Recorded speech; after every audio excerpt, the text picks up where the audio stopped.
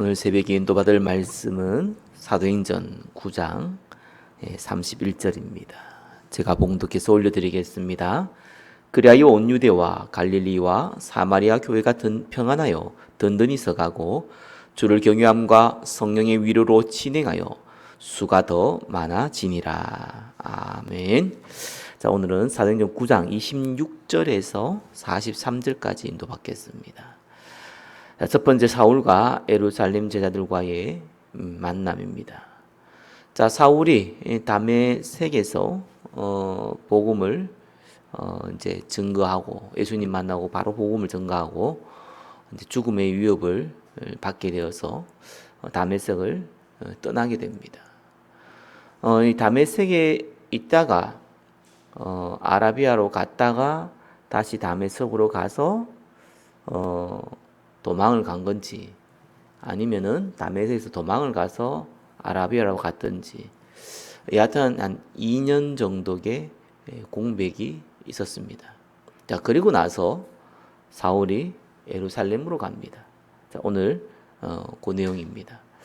자, 26번에 사울과 예루살렘 제자들과의 만남입니다. 26절에 사울이 예루살렘에 가서 제자들을 사귀고자 하나 다 두려워하여 그가 제자됨을 믿지 아니하니.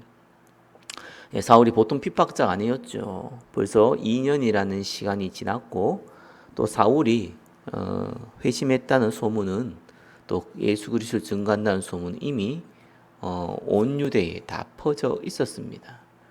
자, 그럼에도 불구하고 예루살렘에 있는 사도들과 제자들이 두려워했다. 그리고 이 바울이죠. 바울과 이 제자됨을 믿지 아니했다라고 나옵니다. 보통 일을 벌였던 게 아니죠.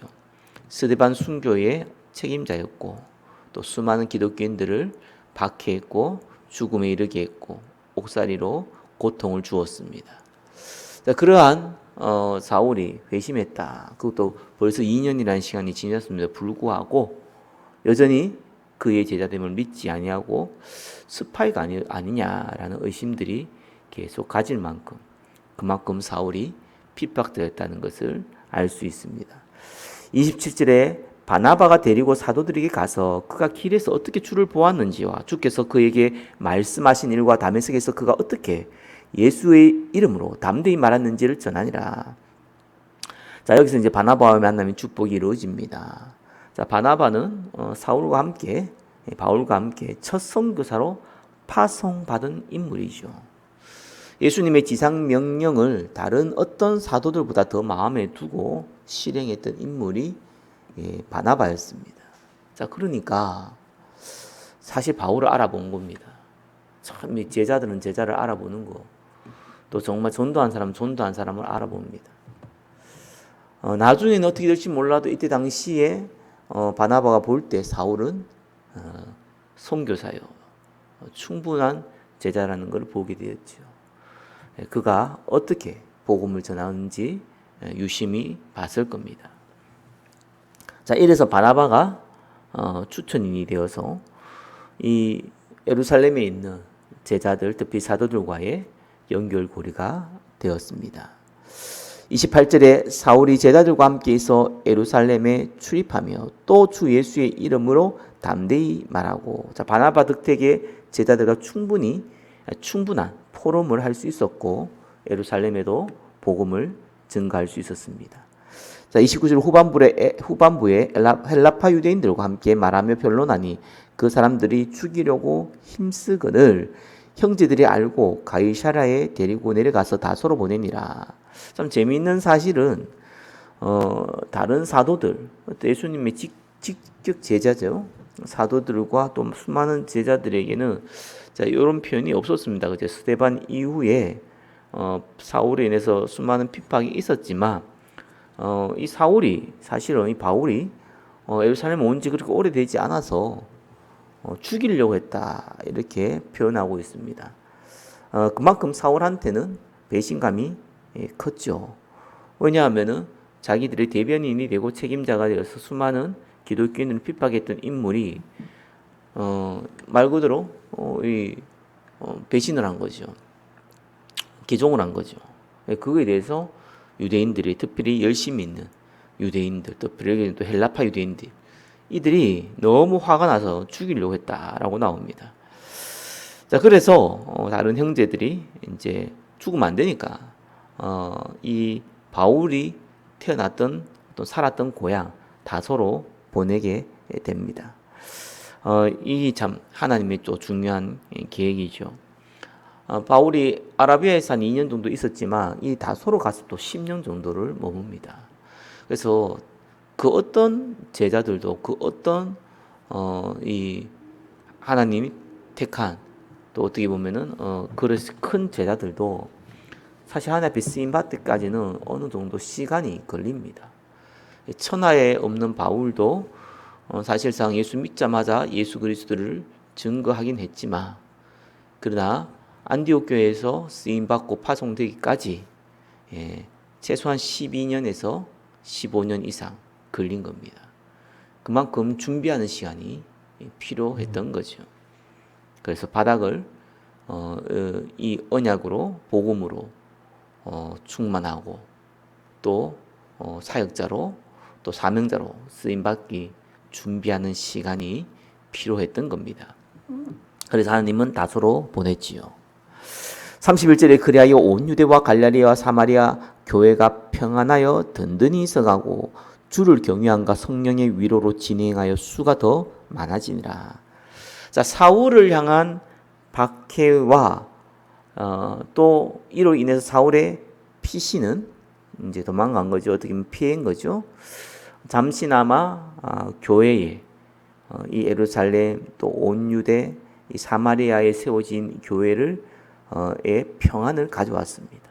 사울이 다소로 가서 평안이 온 것은 아닌데 그러나 이 계기로 잠잠해진 것도 사실입니다. 그래서 성경은 뭐라고 나왔냐? 이 교회가 든든히 서갔다. 그리고 또 주를 경유함과 성령의 위로로 많은 사람들이 돌아왔다. 수많은 사람들이 회심하고 돌아왔다라고 기록하고 있습니다. 참 하나님의 이렇게 계획이 성취되어 가는 것이죠. 물론 그 이후에 또 핍박이 있었지만 그러나 하나님께서 이 계획을 이룰 때 특별히 사울이라는 이 인물을 쓰기 위해서 준비하는 그 기간을 하나님은 따로 만들면서 또 이 사울이 이 본격적인 이방인 전도를 하기 전에 또 예루살렘 중심으로 또 온 유대와 사마리아 중심으로 하나님은 교회를 든든히 하고 세워 간 겁니다. 자, 두 번째 에니야를 치유한 베드로의 순회 사역입니다. 32절에 그때의 베드로가 사방으로 돌아다니다가 루다에 사는 성도들에게 내려갔더니 자, 베드로가 순회 사역을 하는 것을 보여줍니다. 자, 루다는 예루살렘 서북쪽에 위치한 교통의 유충지이자 유대인의 마을입니다. 자, 여기에 갔는데 33절에 거기서 에니야라 하는 사람을 만나매 그는 중풍병으로 침상 위에 누운 지 8해라. 자, 중풍병으로 8년 동안 앓아눕고 있는 에니야를 만나게 되었죠. 34절에 베드로가 이르되 에니야야 예수 그리스도께서 너를 낫게 하시니 일어나 내 자리를 정돈하라 한데 곧 일어나니 자, 이렇게 베드로가 또 중풍병자를 고치는 장면이 나옵니다. 그때 어떻게 얘기했냐? 예수 그리스도께서 너를 낫게 하신다. 그죠? 치유의 근본은 예수 그리스도임을 분명히 얘기했습니다. 자, 하나님께서 이 치유 사역, 저와 여러분들이 복음이 증거되지 아니하는 곳에 복음이 증가할 때 특별히 하나님이 많은 이적을 베푸는데 치유의 역사들이 많이 일어납니다. 저와 여러분들이 복음 전할 때 왜 꼭 치유를 염두에 두어야 되는지, 특별히 오늘날은 육신의 질병은 굳이 기도받으면서 치유받겠다는 사람들은 거의 없습니다. 왜냐하면 병원이 가면 된다고 생각을 하니까요. 또 하나님이 어느 기술을 활용했으니까요. 그러나 육신의 질병 가운데서도 불치병이 있고요. 특별히 영적 질병은 이 병원에서 치유할 수가 없습니다. 그래서 저와 이런 복음자는 가는 곳마다 혹시 병든 자, 특별히 불치병이나 영적 질병을 가진 자를 두고는 안수 기도하든지 붙잡고 기도하든지 해 줄 수 있으면은 또 받기를 원하면 꼭 하셔야 됩니다. 모든 곳에 치유의 역사가 일어나지는 않습니다. 하나님의 계획이 있기 때문에. 그러나 하나님의 계획이 있기 때문에 필요에 따라서 하나님은 치유의 역사를 일으킵니다.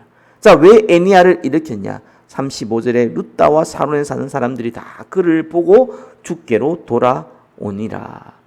자, 치유 사역의 주변에 많은 사람들을 살리는 계기가 되어 있죠. 예수님이 치유 사역할 때 많은 사람들이 자기는 아프지 않지만 그를 통해서 예수를 믿게 됩니다. 그래서 치유 사역 한다고 해서 모든 사람들이 예수 믿고 그런 건 아닙니다. 그러나 하나님께서 이 치유 사역을 통해서 주위에 구원받을 사람들이 많이 건질 수 있다고 생각할 때는 하나님이 이렇게 치유의 역사도 일으키시는 겁니다. 세 번째, 다비다를 다시 살린 베드로의 순회 사역입니다. 36절에 욥바에 다비다라 하는 여제자가 있으니 그 이름을 번역하면 도루가라. 선행과 구제하는 일이 심히 많더니. 자, 욥바는 지중해 연안의 항구 도시입니다. 여기는 베드로가 사실상 이방인 선교 사역할 수 있는 발판이 된 곳이라고 보면 됩니다. 자, 다비다라 하는 여제자답니다. 여제자. 굳이 이렇게 여제자란 단어를 썼죠. 일반 제자도 어쩌면은 일반 성도가 아니다라는 표현이기도 합니다. 자, 이 다비다의 특징이 39절에 나오는데 과부들에게 선행과 구제한 일이 많았던 것을 알 수가 있습니다. 그래서 이 다비다가 구제한 일을 많이 했다 이런 말이 아닙니다. 가장 어떻게 보면은 이 복음 때문에 복음을 받아들였지만 사실 과부와 고아들이 경제활동을 거의 할 수 없는 그 시대에 가장 필요한 곳에 쓰임받고 있었다는 것이죠. 그래서 이 사람이 또 옷을 만드는 또 옷을 수선하는 달란트를 갖고 있었고 비록 작은 달란트지만 그걸 통해서 많은 예수 믿는 성도들, 특별히 사각지대에 놓여 있는 성도들을 도왔다는 것을 우리는 알 수가 있습니다. 37절에 그들의 병들어 죽음의 시체를 씻어 다락에 누이니라. 룻다가 욥바에서 가까운지라. 한 17km 정도 된다고 합니다. 제자들이 베드로가 거기 있음을 듣고 두 사람을 보내어 지체 말고 와달라고 간청하여 지체 말고 와달라고 했습니다. 그거는 베드로의 사도적 권위와 또 베드로를 통해서 일어나는 이적에 대한 믿음이 있었다는 것이죠. 그래서 어쩌면 다비다가 다시 살아나지 않을까 이런 기대감을 가지고 불렀을 것입니다. 자, 치유 사역은요, 복음을 증거되지 아니하는 곳에 복음 증거될 때 불신자를 통해서 일어납니다. 또 어떨 때 보통 치유 사역이 일어나느냐? 이 치유받고자 하는 사람이 치유하고자 하는 사람과 치유받고자 하는 사람이 동일하게 예수 그리스도로 말미암아 이 사람은 치유될 수 있다. 예수 그리스도로 말미암아 나는 치유받을 수 있다라는 이 두 믿음이 치유하는 사람과 치유하는 데 쓰임 받는 사람과 치유받는 사람이 동일한 믿음을 갖고 있을 때에 또 하나님은 치유의 역사를 일으킵니다. 복음이 증거되지 않은 곳에도 치유의 역사가 강하게 일어나고요. 또 복음이 증거된 제자들도 이 치유에 대해서 사실상 믿고 있을 때에 도와주고자 하는 사람, 받고자 하는 사람들이 동일하게 예수 그리스도를 말미암아 치유된다라는 확신이 있을 때 이적이 일어납니다. 자, 39절에 베드로가 일어나 그들과 함께 가서 이름에 그들을 데리고 다락방에 올라가니 모든 과부가 베드로 곁에 서서 울며 도루가라 가가 그들과 함께 있을 때에 지은 속옷과 겉옷을 다 내보이거늘 베드로가 사람을 다 내보내고 무릎을 꿇고 기도하고 돌이켜 시체를 향하여 이르되 다비다여 일어나라 하니 그가 눈을 떠 베드로를 보고 일어나 앉는지라. 자, 이 장면은 예수님께서 어린 소녀, 죽은 이 소녀를 세울 때에 달리다굼이라는 그 단어를 써가면서 일어나라 했던 그 현장과 비슷합니다. 일단 다 내보냈고요. 그 다음에 다비다야 일어나라 라고 얘기했습니다. 단순하게 베드로가 인간적인 말을 한 것이 아니라 하나님의 권능이 실린 명령이었죠. 물론 베드로가 하나님이 하신다는 것을 그냥 믿음으로 간 게 아니라 사인을 주었음을 우리는 알 수가 있습니다. 42절에 베드로가 손을 내밀어 일으키고 성도들과 과부들을 불러들어 그가 살아난 것을 보이니 온 요파 사람이 알고 많은 사람이 주를 믿더라. 또 대규모의 회심이 일어났음을 알 수 있습니다. 43절에 베드로가 요파에 여러 날 있어 시몬이라 하는 무두장이 집에서 머무니라. 자, 시몬이라 하는 무두장이 집. 당시 유대인들은 가죽 만드는 사람인데 가죽 만드는 사람들도 부정한 사람이다. 그래서 부정한 직업이다. 그렇기 때문에 그들과 그들의 집에 머물지 않는 것이 유대인의 정결법에 맞습니다. 그러나 베드로가 이제 서서히 이방인 전도할 이런 준비를 해가고 있음을 성경을 통해서 우리는 확인할 수가 있습니다. 말씀을 맺겠습니다. 제목이 든든히 서가는 교회입니다. 사울의 이 제자됨과 예루살렘 복음 증거와 또 핍박으로 피해감으로 하나님께서 이제 사울을 통해서 준비하는 시간을 만들고 또 예루살렘을 든든히 세워 나갔습니다. 또 사마리아와 또 이 온유대 든든히 세워 나갔습니다. 자, 이러면서도 사각지대에 있는 애니야, 또 이 베드로가 살릴 거라고 믿었던 그 다비다 주변의 이제 성도들, 이를 통해서 하나님은 이적을 일으키셨고 또 하나님께서 증거를 보셔서 수많은 사람들이 돌아왔습니다. 저와 여러분들이 교회를 든든히 세우고 또 많은 병들 다 세우는 응답이 있기를 예수 그리스도 이름으로 축원합니다. 기도하겠습니다. 든든히 서가며 많은 병자 살리는데 쓰임받는 축복을 허락하여 주옵소서. 예수 그리스도 이름으로 기도드립니다. 아멘.